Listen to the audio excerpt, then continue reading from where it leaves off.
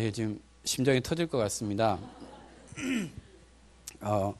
담임 목사님께서 3주 전에 저에게 오늘 오후 예배에 대한 지시가 있었고요. 지시를 받은 그때부터 어떤 메시지를 해야 될까 참 많은 고민과 함께 기도했는데요. 그러면서 이런 말씀 하시더라고요. 너무 잘하려고 하지 마.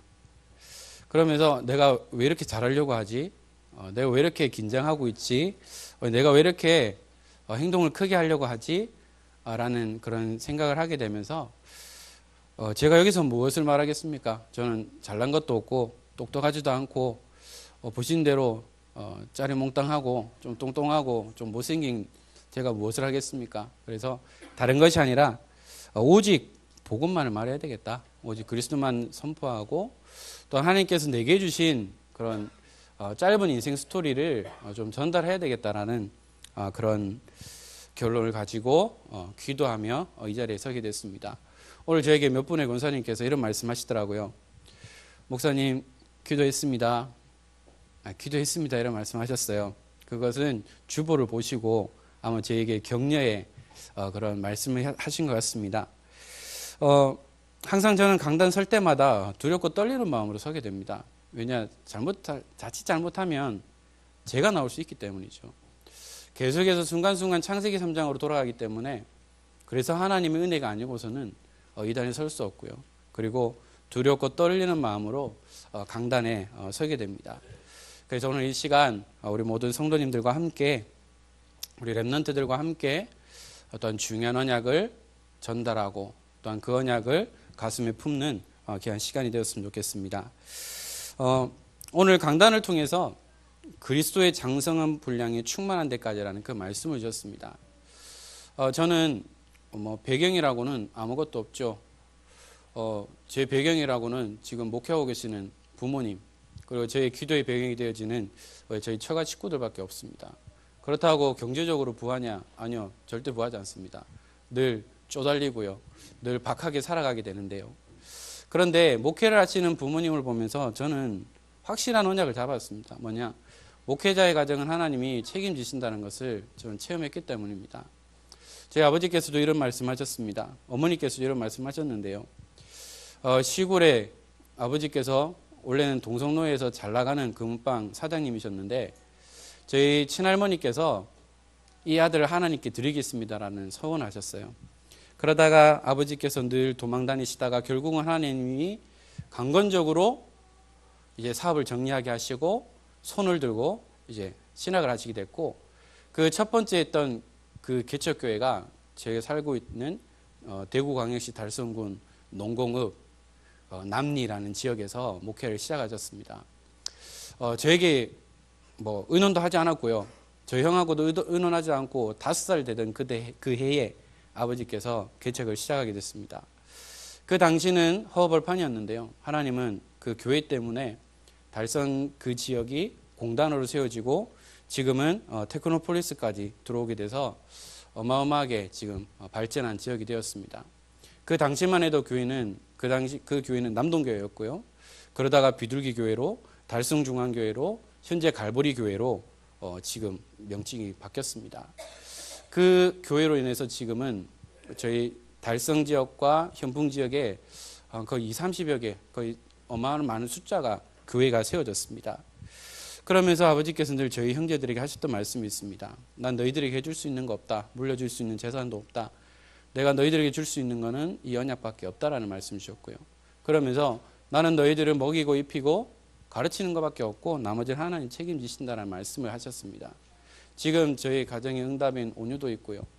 또 귀한 렘넌트도 있는데요. 저도 아버지께서 하셨던 그대로 우리 아이들에게 그렇게 전달할 겁니다. 아버지는 해줄 수 있는 게 없다. 그러나 너희들에게 먹이고 입히고 가르치는 것, 언약을 전달하는 것밖에 없다. 나머지는 하나님이 하신다. 하나님께서 이끌어 가실 것이다라고 저도 동일하게 전달하고자 합니다. 그래서 우리는 하나님은 하나님의 자녀를 포기하지 않는다는 거죠. 끝까지 책임지신다는 겁니다. 저도 이제 부모가 되어 보니까 이 책임감을 이제 느끼게 되더라고요. 그래서 현실을 넘어서는 자가 현실에 넘어지는 자가 되서는 안 된다고 했습니다. 제가 요즘 최근에 현실에 많이 무너졌습니다. 보기에는 거룩한 척 보이고 성령 충만한 척 보이지만 눈앞에 있는 현실 앞에 제가 문제로 만들어버리고 갈등 때리게 되고 그러다가 또 이제 그 문제 앞에 넘어지기도 했습니다. 그런데요, 저는 그것까지도 감사하더라고요. 하나님께서 나의 그릇을 만들어 가신다고 생각을 하고 있고요. 또한 그것을 통해서 나에게 더욱더 영적인 사람으로 만들어 가신다라고 저는 그렇게 깨닫고 있습니다. 그래서 응답받은 사람들은 다른 것이 아니라 언약을 붙잡고 현실을 보지 않고 하나님의 계획 속으로 들어갔다는 거죠. 저 자신에게 문제가 있습니다. 저번 주에 이제 노 목사님과 함께 이제 각 구역 예배 활성화를 위해서 모였었는데 처음으로 저희 구역에 예배 드리겠습니다라고 했었는데요. 그때 제가 가지고 있던 잠재되어 있던 각인되어 있던 것이 튀어나왔습니다. 언제부터 할까요? 다음 주부터 바로 해도 됩니다라고 해야 되는데 제가 했던 첫 말이 뭐냐? 이제 6월달 되면 이제 훈련도 있고 그래 되면 못할 수도 있습니다라고 했는데요. 집에 가서 저희 와이프한테 엄청 혼났습니다. 아니 그런 말 하면 어떡하냐? 당장 할 수 있습니다라고 해야지. 당신은 항상 안 돼, 못해 이런 말 한다라고 하면서 내가 진짜 그래라고 하니까 이렇게 하더라고요. 그러면서 진짜 내게 안 된다, 못한다라는 것이 너무 뿌리 깊이 있구나라는 것을 다시 보면서 이제 제 자신을 또 만들어 나가고 갱신해 나가고 있습니다. 그래서 그리스도의 장성한 분량이 충만한 데까지라는 말씀하시면서 믿는 것과 아는 것이 하나가 되고 일치가 되어야 한다고 했습니다. 저는 목회자의 자녀로 태어나서 그냥 아는 것으로만 지내던 것도 많이 있었습니다. 아는 것뿐만 아니라 모든 것이 믿어지고 일치가 되어지는 삶을 살아가고 또 믿음대로 될지어다 아멘 할 수 있는 그 믿음을 저는 회복해야 되겠고요. 그래서 마지막 결론 부분에 기도하는 자, 언약 잡은 자 하나님 앞에 서게 하옵소서. 그 마지막 담임 목사님께서 하셨던 그 결론이 또 저에게도 기도 제목이 됐습니다. 기도하는 자가 되게 하옵소서. 목회자가 기도하지 않으면 안 되죠. 그리고 목회자가 언약 잡지 않고는 절대 이 언약을 우리 후대들에게 렘넌트들에게 전달할 수 없고 또한 우리 교회를 이끌어 나갈 수 없다라는 거죠. 그러면서 사람 앞에서가 아니라 하나님 앞에 서야 한다는 거죠. 제가 사람 앞에 서려고 하니까 잘하려고 하더라고요. 그것이 아니라 하나님 앞에서 제가 늘 말하는 코람데오입니다. 하나님 앞에 서면 하나님께서 모든 것을 책임지시고 이끌어 가신다라는 거죠. 오늘 함께 나눌 말씀이 은혜로 사는 삶입니다. 인생입니다.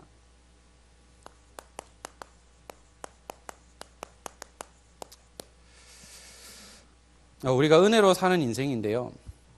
은혜란 단어를 우리가 생각해 보면 그것은 하나님께서 값없이 베풀어 주는 거죠. 아무 조건 없이 용서하시고 우리 인간을 구원하시고 영생을 주시는 하나님의 초월적인 사랑을 은혜라고 그렇게 정의를 하고 있습니다. 바로 여기에서 저희들이 뭡니까? 그 하나님의 은혜로 말미암아 당연히 죽어야 되는 나를 구원하시고 하나님의 자녀로 삼으시고 또한 나에게 7가지 신분과 건설을 주시며 5가지 확신 속에서 살아갈 수 있도록 우리 끌어가고 계신다는 거죠. 그리고요, 제가 하나님의 은혜가 아니고서는 예수 그리스도를 우리는 주라 시인할 수 없다는 겁니다. 우리가 쉽게 예수님은 그리스도라고 말할 수 있는 것처럼 보이지만 이런 영적인 현장을 보고 불신 현장을 보고 또한 귀신에게 시달리는 그 사람들을 볼 때 그들은 예수 그리스도 이름으로 기도합니다라는 그 말을 하기가 너무 힘듭니다. 왜냐, 그 이름을 선포할 때 내게 있는 악신이 떠나가고 귀신이 떠나가기 때문에 그것을 알기 때문에 입을 열어주지 않는다는 거죠. 그래서 하나님의 은혜가 아니고서는 예수님은 그리스도입니다라고 우리는 고백할 수 없다라는 거죠. 하나님의 은혜가 아니고서는 우리는 이 복음을 깨달을 수 없습니다. 저도 모태신앙으로 못하는 것이 참 많았는데요. 이러한 모태신앙으로 그냥 이렇게 자라오다 보니까 복음이 뭔지 구원이 뭔지를 제대로 모르고 살았습니다. 그런데 어느 날 강단에서부터 예수님은 그리스도라고 하는데 그런 어느 날 유광수 목사님께서 저희 교회 오셔서 집회를 하시고 보통 부흥회를 하면 강사 목사님이 1시간 반, 2시간씩 하는데 이 유 목사님은 딱 시간 안에 끝내시더라고요. 저 일단 거기에 은혜를 받았습니다. 메시지 은혜를 받은 것이 아니고 시간을 넘기지 않고 딱 시간 안에 마치는 거기에 이 목사님 다르네 라고 했었습니다. 그러다가 이제 자연스럽게 복음 메시지를 듣고 그 훈련의 흐름 속으로 들어가게 되면서 또 다시 한 번 더 저희 교회에서 류목사를 모시고 또 집회를 하기 시작했었습니다. 그때부터 제가 본격적으로 이 다락방 전도 훈련 속으로 들어간 것 같아요. 그래서 제가 17살 때 1차 합숙을 받았었습니다. 아무것도 모르고요. 그때 아버지께서 기도응답이라는 말씀을 하셨습니다. 17살 때 훈련 갔는데 제대로 은혜는 그 은혜를 받았는지는 모르겠는데요. 그런데 자연스럽게 그 흐름 속에 있다 보니까 하나님께서 제게 은혜를 주시게 되고 또한 이 자리까지 서게 하시는 것을 보게 되어집니다. 제 자신은 연약합니다. 너무나 약해요. 게으르기 때문에 하나님께서는 제 짝지를 부지런한 사람으로 주시더라고요. 저는 항상 게으르고요. 좀 미루는 성향이 있습니다. 그런데 제 와이프는 말했으면 바로 실현하지 않으면 바로 이제 나옵니다. 다다다다다다 이렇게. 그래서 제 자신을 이렇게 갱신해 나가게 하고요. 또 제가 안 되는 부분, 제가 잘못하고 있는 부분들을 저희 와이프를 통해서 하나님께서 깨닫게 하시고 만들어 나가시는 것을 보게 됩니다. 그래서 전 감사하고요. 저의 안 되고 못하고 이러한 무능하고 또한 게으르고 하는 모든 것들을 하나님께서는 하나씩 바꿔나가시고 또한 전도자의 대열에 복음운동하는 영적인 지도자로 하나님께서 이끌어가고 있음을 보게 되죠. 은총이라는 단어를 많이 들어보셨을 겁니다. 이 은총이라는 것이 뭡니까? 바로 구원의 은혜라는 뜻이죠. 그래서 우리가 신학적으로 보면 일반 은총이 있고요. 특별 은총이 있습니다. 일반 은총이라고 하는 것은 예수 믿든지 안 믿든지 모두에게 동일하게 주시는 거죠. 예를 들면 공기, 물, 자연, 이것은 예수 믿는 사람을 위해서만 주신 것이 아니라 모두에게 주신 겁니다. 그래서 이거는 믿든 안 믿든 모두에게 동일하게 주시는 거고요. 특별 은총은 뭐냐? 일반 은총 가운데에 특별히 어떤 사건과 여러 가지를 통해서 내 자신을 알고 복음을 듣고 구원의 축복을 누리고 하나님의 자녀가 되는 것을 특별 은총이라고 얘기합니다. 저같이 그냥 목회자의 자녀로 또 그 다음에 모태신앙으로 자라서 여기까지 온 사람들도 있을 것이고요. 어떤 분들은 개인적인 문제로 인해서 복음을 듣고 인생의 해답을 내리고 전도운동의 대열에 서신 분들도 있을 겁니다. 이것이 우리에게 특별 은총이라고 얘기할 수 있죠. 저도 이 복음을 깨닫지 못했다라면 저는 이 자리에 없을 수도 있습니다. 노는 거 좋아하고요. 또 집에서 빈둥거리는 것을 좋아하기 때문에 저는 이 자리에 아마 없었을 겁니다. 그런데 하나님께서는 저를 아시고 이 복음의 대열에 함께 전도자와 함께 우리 복음 운동하는 우리 성도님들과 함께 할 수 있도록 저에게 은혜를 주셨음을 고백하게 됩니다. 그래서 저희들은 이 은혜 가운데 하나님의 은총 가운데 살아가고 있는데요. 자, 그러면 우리에게 주신 것이 있죠. 구원의 은혜입니다. 이 구원의 은혜라는 것이 뭡니까? 내 힘으로 해결할 수 없고 내게 가지고 있는 이 영적인 문제를 예수 그리스도를 통해서 깨닫고 치유되어지고 회복됨으로 하나님의 자녀가 된 것을 말하고 있죠. 저는 별 문제 없이 자랐습니다. 그냥 무난하게 이삭과 같이 그냥 평탄하게 살아왔습니다. 여기까지 오게 됐습니다. 저는 그냥 이삭과 같이 살면 참 행복할 줄 알았는데요. 그건 아닌 것 같더라고요. 왜냐? 이러한 문제와 사건이 없으면 내 자신을 돌아볼 수 있는 시간이 없고요. 이 문제와 사건이 없으면 우리가 하나님 앞에 설 수 있는 그런 기회가 아마 없는 것 같아요. 물론 아닌 분들도 계시겠죠. 그런데 제 인생을 봤을 때는, 죄송합니다. 많이 살진 않았지만 제 삶을 봤을 때는 이 문제와 사건을 통해서 제가 하나님 앞에 다시 서는 그런 시간들이 되었습니다. 그래서 내가 가지고 있는 영적인 문제, 우리 가문에 흐르는 이 영적인 문제가 그리스도를 통해서 완전한 답을 얻는 거죠. 그렇다고 이 영적인 문제가 완전히 해결되느냐? 뭐 해결되는 분들도 있지만 이것이 나에게 십자가와 같이 지고 가야 하는 부분들도 있다라는 거죠. 그러면 우리에게 주신 구원의 내용이 뭡니까? 너무나 잘 알고 있는 우리 인생의 12가지 문제입니다. 창세기 3장, 6장, 11장 나 중심, 물질 중심, 성공 중심의 삶을 살아가는 거죠. 저는 안 그럴 줄 알았는데요. 저도 제 자신이 툭 튀어나오더라고요. 내가라는 것이 나오게 되고요. 또 목회자의 길을 걸어가고 있지만 어떻게 보면 물질에 매일 수밖에 없는 그런 삶 속으로 가게 됩니다. 그리고 나만의 바벨탑을 쌓아나가는 경우도 또 보게 되는 거죠. 아주 치명적인 거거든요. 자, 그러면 이것을 끝나느냐? 그것이 아니라 사도행전 13장, 16장, 19장에 나와 있는 것처럼 점술, 무속, 모든 우상 문화로 가득 차 있다는 거죠. 눈에 보이는 것만 우상이냐? 아니요. 내가 그리스도보다 더 좋아하는 것이 우상이 될 수 있습니다. 저희 장모님이 저에게 하시는 말씀이 있습니다. 온유가 우상이 되면 안 돼 라는 말씀을 하세요. 제가 워낙 아이를 좀 많이 좋아하거든요. 나중에 그 부분들 말씀드릴 건데요. 그렇게 하시는 말씀이 이유가 있다는 거죠. 왜냐하면 내가 복음보다 영혼보다 내 아이를 더 사랑하게 된다면 나의 본질을 놓치는 거죠. 그래서 자꾸 이 문화 속으로 이렇게 빠지게 된다는 거죠. 그러니까 하나님을 떠나 우상을 섬기고 마귀의 자녀로 살아가고 정신문제, 육신문제 속에 시달리다가 결국은 스스로 이것을 이길 수 없으니 자포자기하게 되고 또 이 영적인 대물림이 자녀들에게 될 수밖에 없다는 거죠. 이 12가지의 문제 속에 있는 그들에게 하나님은 우리에게 여기에서 빠져나올 수 있는 길을 열어주셨잖아요. 다른 것이 아닙니다. 창세기 3장 15절의 여자의 후손이죠.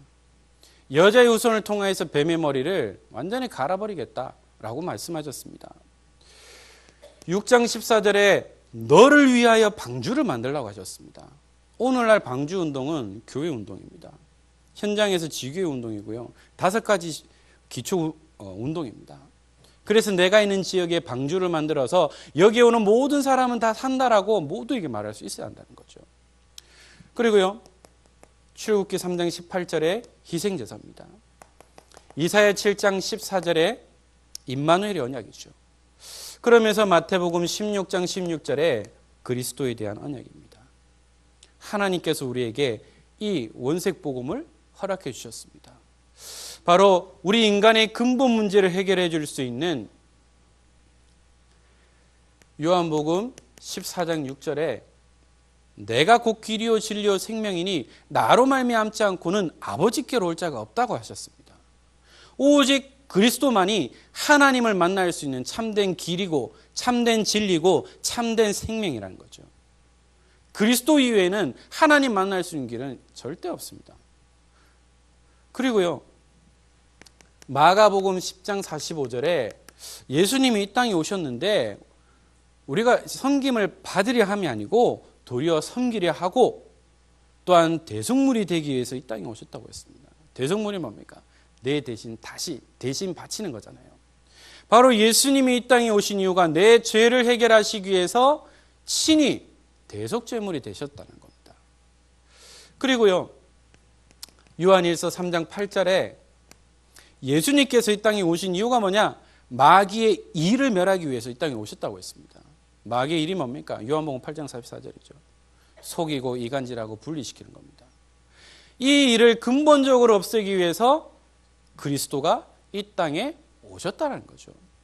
바로 하나님 만나는 길 되는 참 선지자, 우리의 모든 죄 문제를 해결해 주신 참 제사장, 사탄의 세력을 꺾으신 참 왕을 그리스도라고 얘기합니다. 그래서 우리는 이 예수 그리스도를 통하여서 구원의 축복을 누리고 있는 것이죠. 자, 그러면 우리는 구원의 방법이 있습니다. 우리 랩런트들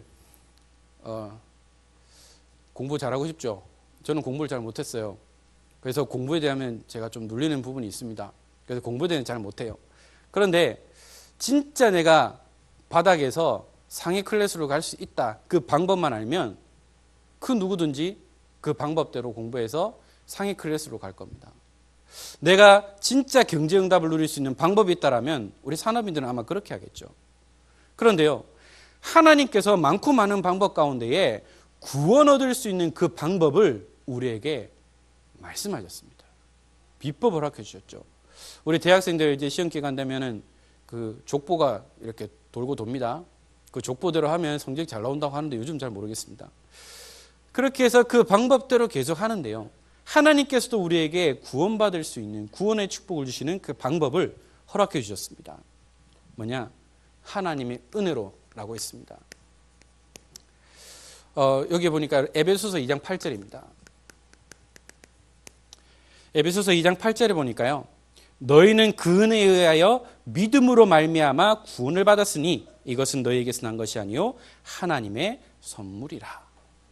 믿음으로 구원받았다고 했습니다. 이 믿음은 나한테서 오는 것이 아니고요, 위에서부터 오는 겁니다. 하나님이 주시는 거죠. 하나님이 주시는 은혜가 아니고서는 절대 우리는 구원받을 수 없다는 겁니다. 그래서 우리에게 하나님의 은혜로 구원의 축복을 주신 거죠. 그러면 이 예수님 어떻게 됩니까?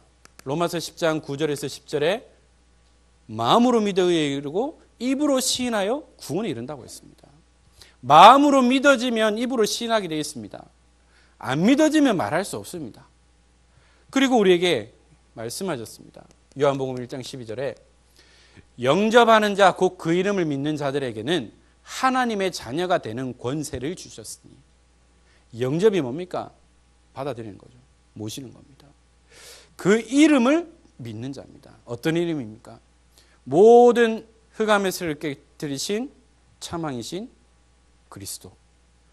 우리 인간 근본 문제를 해결하시고 우리 모든 죄 문제를 해결하신 참 제사장이신 그리스도. 하나님 떠난 자에게 하나님 만날 수 있는 참길을 열어주신 참 선지자이신 그리스도. 그 이름을 믿는 자들에게 하나님의 자녀가 되는 권세를 주시겠다고 약속하셨습니다. 그럼 믿음이란 것이 뭡니까?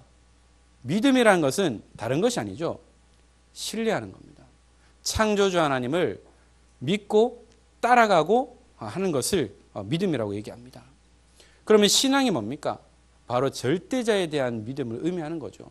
믿음과 신앙은 동일합니다. 그렇게 표현하고 있습니다. 그래서 저희들은 어떻게 기도해야 되느냐?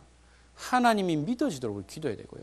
말씀이 믿어지도록 우리는 기도해야 됩니다. 특히 이과적인 머리를 가지신 분들은 이 과학적인 머리로는 이 복음에 대한 내용이 이해가 안 됩니다. 말이 안 되거든요. 그래서 문과적인 머리를 가진 분들은 이해가 됩니다. 그런데 이과적인 그런 분들은 이 예수 믿기가 참 힘들어요. 워낙 논리적이기 때문에. 웃으시는 분도 계시는데요. 진짜입니다. 그런데 이과적인 머리를 성향을 가지신 분이 예수 믿으면 변하지 않습니다. 왜냐? 확실한 것을 가지고 있기 때문이죠. 자, 오늘 제가 전체 고린도전서 15장을 읽지는 않았습니다만 본문 내용을 잠시 살펴보겠습니다. 고린도전서 15장 1절에서 11절에 보면 고린도전서 15장은 다른 내용이 아니고요. 그리스도에 대한 부활, 그리스도의 부활에 대한 부분과 또한 죽은 자의 부활에 대해서 기록하고 있습니다. 1절에서 11절에 대한 부분은 성경에 예언되었던 이 예수님이 그리스도로 오셔서 성경에 예언된 그대로 죽으시고 부활하셨다. 이 부활하신 예수님이 제일 먼저 누구에게 보이고 또 만삭되지 못하여 난 나에게도 보이셨다. 그리고 내가 이렇게 된 것은 하나님의 은혜로 됐다라는 고백이 고린도전서 15장에 1절에서 11절까지 기록되어 있습니다. 그래서 어떻게 말하고 있느냐? 1절에서 2절에 보면 바울이 다메섹에서 직접 예수님을 만났죠. 그런데 성경을 보시면 아시다시피 사도 바울이 항상 편지 서신을 쓸 때 서두부분에 말하는 것이 뭐냐면 그리스도의 사도된 나 바울은이라는 사도성에 대해서 언급을 합니다. 그러면 사도라고 칭하는 사람은 어떤 사람이 사도라고 칭함을 받느냐? 두 가지가 돼야 되는데요. 첫 번째가 뭐냐? 예수님의 공생애를 함께한 사람. 그리고 이 부활하신 예수님을 만난 사람. 이 사람을 사도라고 칭합니다. 그래서 사람 뭐라고 하느냐? 야, 바울 너는 예수님 공생에 함께 있지 않았잖아. 이 부활 받느냐라고 하는데요.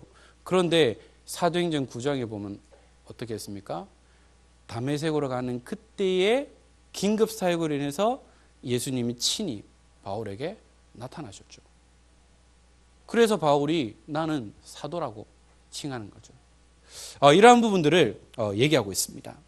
그래서 사도 바울이 복음을 전했는데요.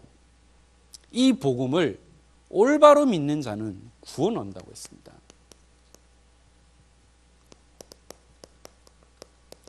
우리가 잘못 믿으면 잘못된 신앙을 가지게 됩니다. 바울이 전한 이 예수가 그리스도라는 그 말씀을 제대로 믿는 자는 구원을 얻는다라고 1절, 2절에 말하고 있습니다.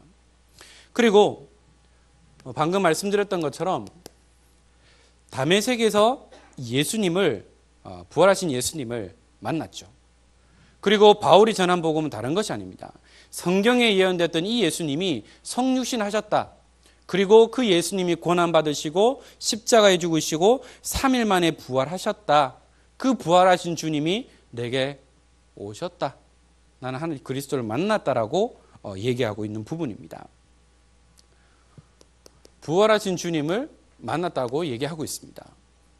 그리고 5절에서 8절에 보니까 이 부활하신 예수님께서 누구에게 나타나느냐? 제일 먼저 게바, 이걸 베드로라고 얘기를 합니다. 제일 먼저 게바에게 보이시고 또한 12제자, 500여 형제, 야고보, 그리고 맨 나중에 만삭되지 못한 나에게도 보이셨다라고 했습니다. 여기에 보면 맨 나중에라는 단어가 있는데요. 이것이 뭐냐면 바울 이후로는 이제 사도가 없다라는 것을 가정하에 맨 나중에라는 단어를 썼습니다. 바울 이후에는 사도라고 칭함받은 사람은 아마 없을 겁니다. 그렇게 해서 자신에 대한 부분들을 기록하고 있죠. 이 예수님께서 그들에게 친히 나타나셨다는 겁니다. 자, 9절에 보면 나는 사도 중에 가장 작은 자라. 나는 하나님의 교회를 박해하였으므로 사도라 칭함받기를 감당하지 못할 자니라. 왜 가장 작은 자냐? 내가 예수 믿는 사람을 핍박하고 교회를 무너뜨리는 것이 잘하는 건 줄 알았습니다.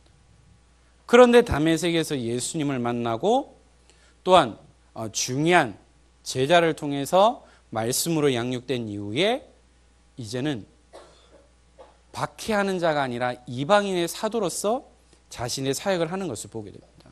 그래서 나는 예전에 이렇게 생활했기 때문에 나는 사도라 칭함받기 너무나 부끄럽다.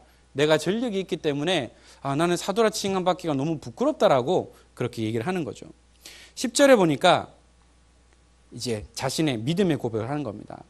그러나 내가 나된 것은 하나님의 은혜로 된 것이니 내게 주신 그의 은혜가 헛되지 아니하여 내가 모든 사도보다 더 많이 수고하였으나 내가 한 것이 아니요 오직 나와 함께 하신 하나님의 은혜로라. 제가 우리 성도님들에게 전달하고 싶은 부분이 바로 이겁니다. 내가 이러한 삶을 살았지만 내가 이렇게까지 된 것은 뭐냐? 하나님의 은혜라는 거죠. 이 복음을 올바로 알기 전에는 내가 진짜 핍박하고 교회를 무너뜨리는 것이 내게 천명성명 사명인 줄 알았는데 부활하신 예수님을 만난 이후에 내가 잘못하고 있었구나. 내가 잘못된 믿음을 가지고 있었구나. 그래서 이방인의 사도로서 전 세계에 복음을 전하는 전도자의 축복을 누리는 것을 보게 됩니다. 바로 나된 것은 하나님의 은혜라는 거죠. 어떻게 보면 12사도보다 더 많은 사역을 했습니다.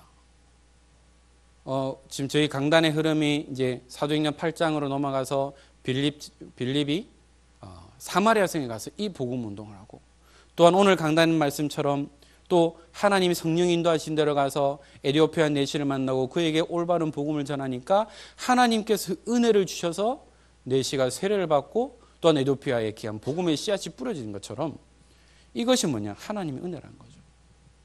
사도 바울이 했던 모든 사역이 내가 이들보다 더 많이 했지만 그것조차도 하나님의 은혜로 했다는 겁니다.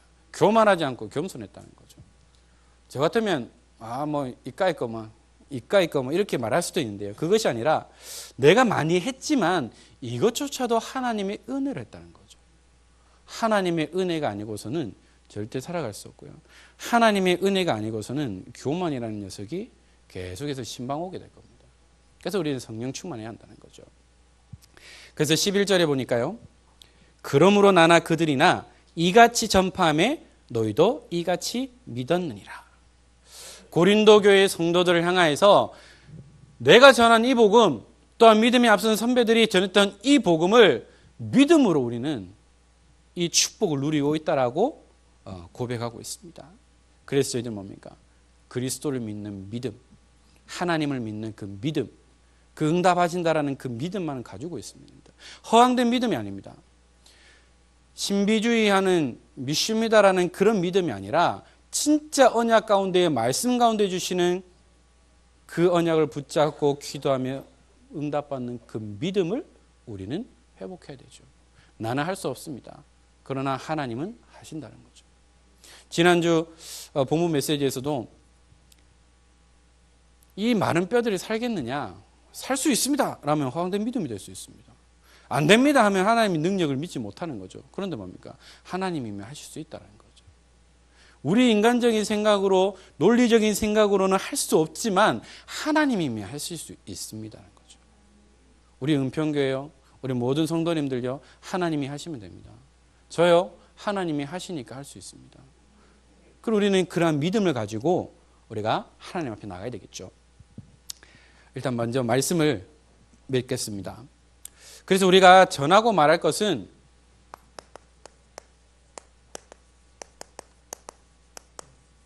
오직 복음밖에 없습니다. 저희가 무슨 말 하겠습니까? 제가 말빨이 있습니까? 저희 집사가 항상 얘기하는 게 당신은 말을 잘 못해. 혀도 좀 짧아요. 그래서 시읒 발음 아시죠? 시읒 발음이 좀 셉니다. 이거 어떻게 하겠습니까? 저는 논리적이지 못하거든요. 그런데 제가 어떻게 다른 말을 하겠습니까? 오직 복음밖에 말할 거 없거든요. 그래서 우리는 어떤 것을 가지고 있어야 되느냐? 우리 인생의 결론은 다른 것 아닙니다. 마태복음 16장 16절에 주는 그리스도시요 살아계신 하나님의 아들이십니다. 우리 인생의 결론이 되어야 됩니다. 올바른 믿음의 고백, 신앙의 고백을 하나님 앞에 드리는 거죠. 그러면서 사도행전 1장 1절 3절 8절에 오직 그리스도, 하나님 나라, 오직 성령 충만입니다. 저희들은 다른 것 아닙니다. 하나님의 나라를 위해 나가는 것이고요. 오직 그리스도를 위하여 나가는 거고요. 성령 충만의 비밀을 우리는 누리고 가야 한다는 겁니다. 그러면 우리 인생의 방향은 어떻게 될까요? 마태복음 28장 18절에서 20절에 모든 민족에 가서 세례를 주는 거죠. 가서 제자를 삼고 세례를 베풀라는 겁니다. 그러면서 우리에게 그냥 보내신 것이 아니라 세상 끝날까지 너희와 항상 함께 있겠다라고 약속하셨습니다. 우리는 이 비밀을 가지고 우리 인생의 방향이 되어 있고요. 언제까지요?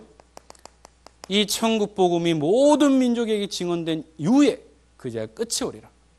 모든 민족에게 복음을 전해야 됩니다. 오늘 제 은평 랩넌트 데이 때 우리 노정준 집사님이 선교에 대한 부분을 말씀하시면서 그렇게 얘기하셨습니다. 237 나라, 우리가 이 복음을 전해야 되고요. 아직도 복음이 들어가지 못한 미종족들이 많이 있습니다. 우리는 그들에게 이 복음의 빚진 자로서 이 빚을 우리는 갚아야 한다는 거죠. 그리고 저희들은 다른 것이 아닙니다. 우리 인생의 목표는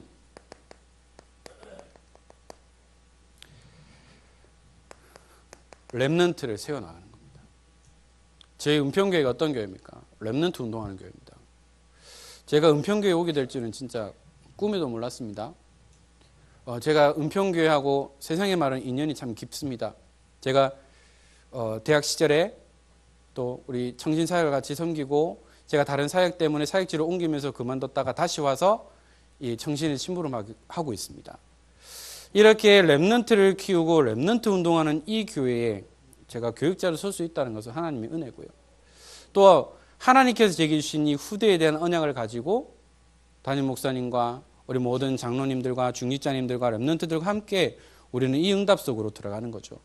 왜 우리가 산업인의 축복을 누려야 됩니까? 왜 우리 렘넌트들이 학업의 응답 누려야 됩니까? 세계복음을 하기 위해서는, 렘넌트를 키우기 위해서는 그 응답을 누려야 되거든요. 또한 저희가 237 나라를 살리기 위해서 응답받아야 됩니다.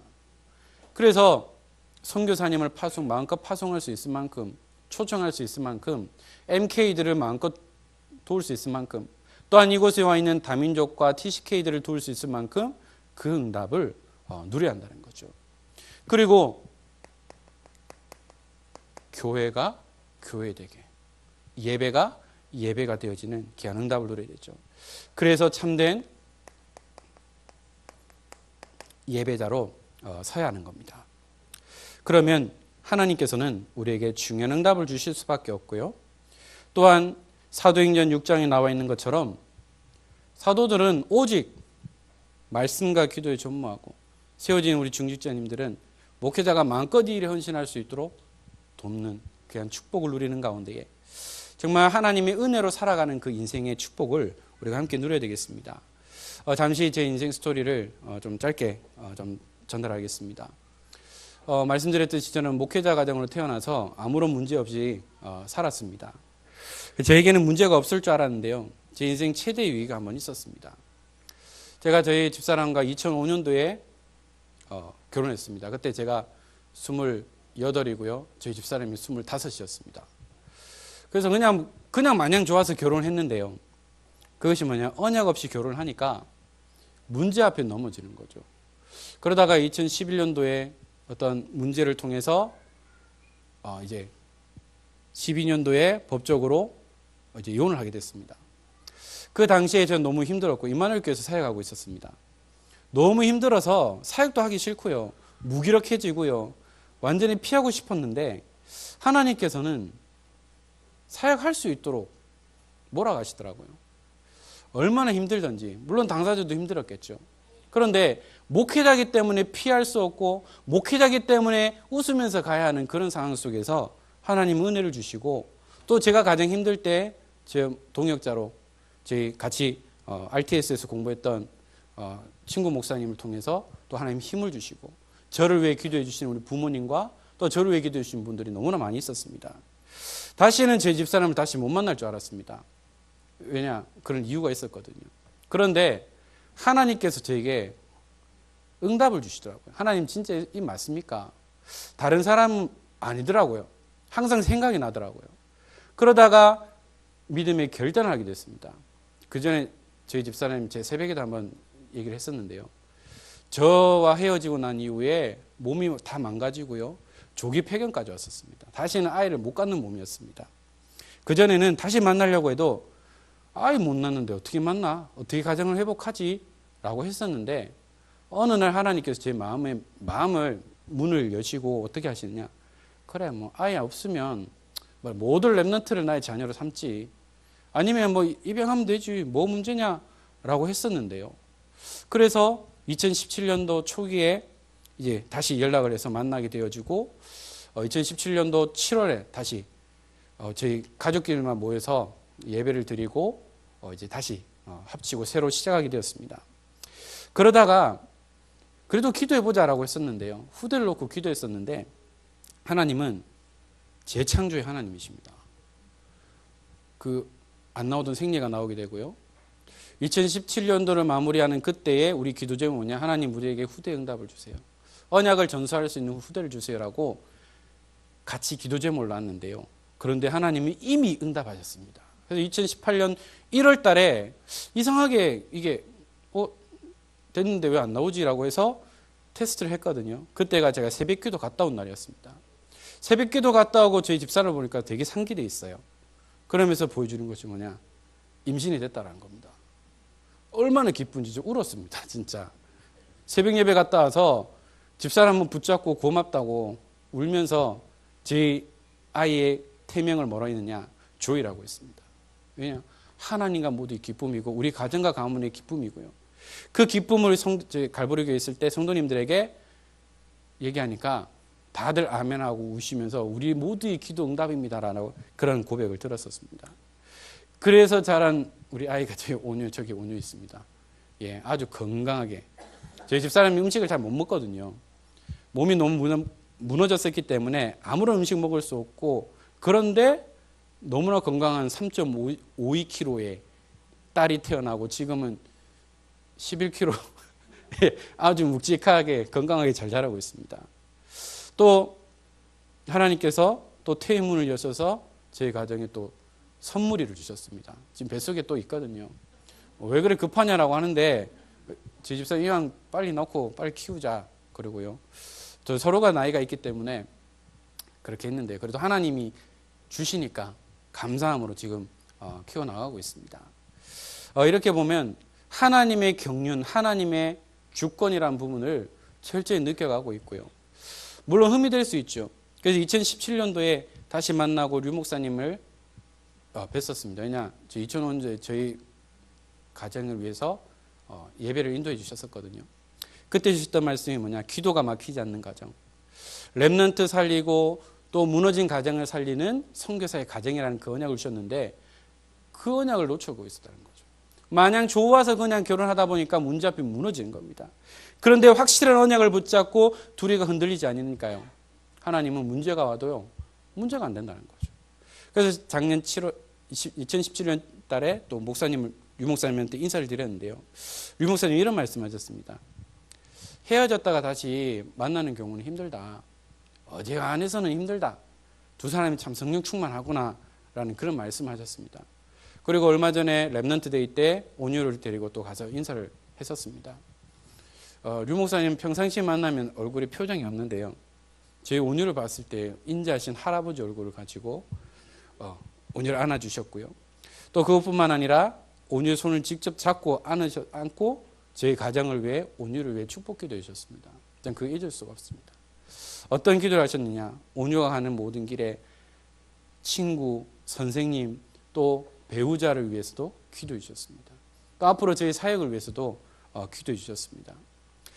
저는 이걸 절대 부끄럽다고 생각하지 않습니다. 왜냐, 제가 이 문제가 없었으면 저는 하나님 앞에 서기 힘들었을 겁니다. 이 문제가 아니고서는 이런 아픔을 당하는 사람들의 마음을 저는 이해하지 못했을 겁니다. 그래서 주위에 그런 안타까운 소리들을 들으면 너무나 마음이 아픕니다. 그래서 하나님 주신 언약 그대로 21세기 무너지는 가정을 살리는 선교사의 가정으로서, 증인으로서 저는 서게 될 것이고요. 또한 이 모든 것이 뭐냐, 하나님의 은혜라는 겁니다.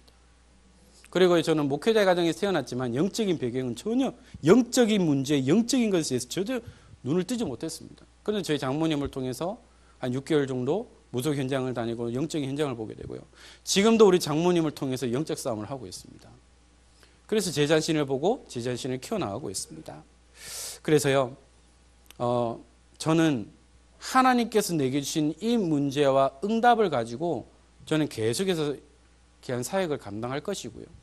또한 우리 담임 목사님과 우리 부목사님 위해서도 물론 기도해 주고 계시겠지만, 저희 가정을 위해서도 더욱더 기도해 주셔서 진짜 하나님이 원하시는 목회자의 가정으로, 하나님이 원하시는 렘넌트 운동하는 영적인 지도자로 교회를 섬기고 중직자님들과 함께 하나님이 원하시는 그 일을 할 수 있도록 계속해서 기도로 도와주셨으면 좋겠고요. 그래서 담임 목사님에게 특별히 좀 부탁을 드렸습니다. 목사님, 저 오늘 좀 사고 좀 치겠습니다. 안 하든지 좀 하겠습니다. 라고 해서 제가 잘 부르지는 못하지만 제 믿음의 고백을 좀 드리고자 하고요. 원체 목소리를 잘 안 써서 지금 갔는데요, 혹시 실수하더라도 비웃지 마시고 가사를 생각하시면서 우리가 함께 은혜 받는 시간들이 되었으면 좋겠습니다. 은혜 아니면이라는 곡인데요, 반주는 저희 집사람이 하겠습니다. 가사 좀 띄워주세요.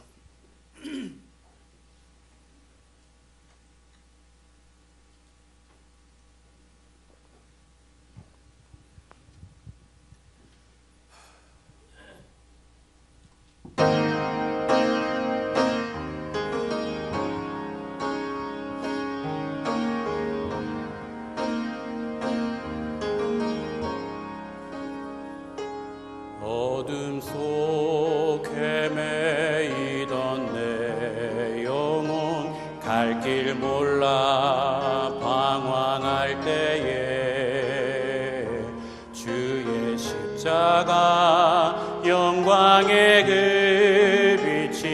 나를 향해 비추어 주셨네. 주홍빛보다도 굵은 내 죄 그리스도의 피로 씻기어 완전한 사랑 주님의 은혜로 새 생명 주께 얻었네. 은혜 아니면 나서지 못하네. 십자가의 그 사랑 능력 아니면 나서지 못하네. 은혜 아니면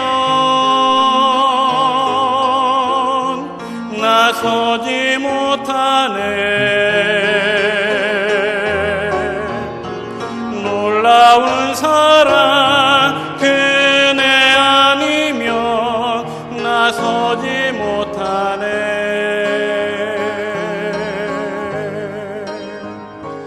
나의 노력과 의지가 아닌 오직 주님의 그 뜻 안에서 의로운 자라 내게 말씀하셨네. 완전하신 그 은혜로 은혜 아니면 나서지 못하네. 십자가의 그 사랑 능력 아니면 나서지 못하네.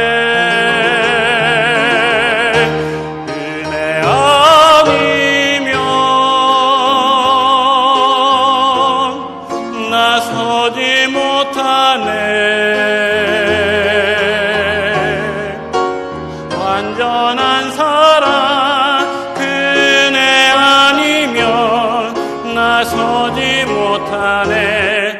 이제 나 사는 것 아니요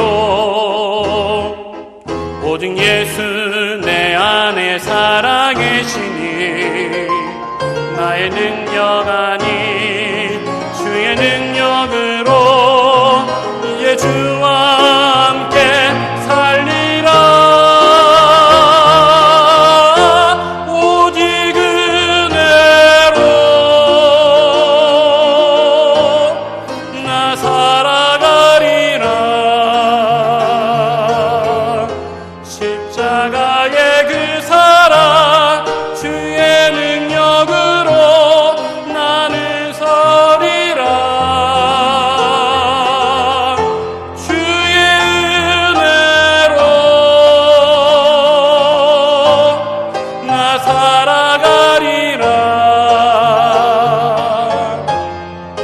십자가 사랑 그 능력으로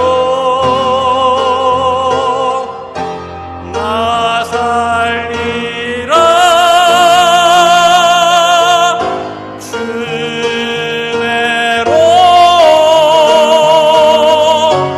나 살리라.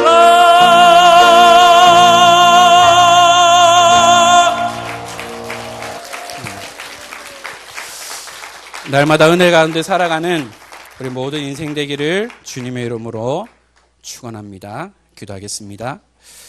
하나님 감사합니다.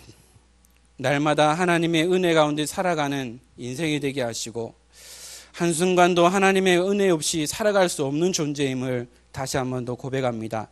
우리 가는 모든 길에 하나님이 형통의 축복을 주시고 하나님이 함께 하시는 임마누엘 언약 속에 날마다 승리자의 축복을 누리도록 은혜를 허락하여 주옵소서. 감사합니다. 주 예수 그리스도 이름으로 기도드립니다. 아멘.